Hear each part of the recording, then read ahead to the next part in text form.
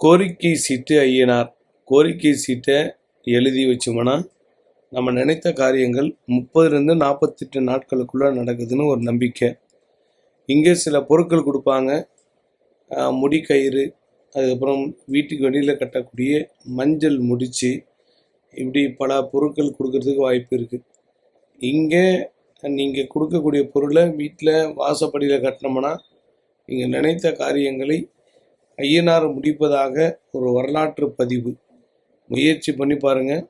வெளியூரில் இருக்கிறவங்க, வெளிநாட்டில் இருக்கிறவங்க, வெளி மாநிலத்தில் இருக்கிறவங்க, நடக்க முடியாதவங்க, வர முடியாதவங்க, இந்த மாதிரி மக்களுக்காக நாங்கள் இந்த சேவையை பண்ணுறோம்.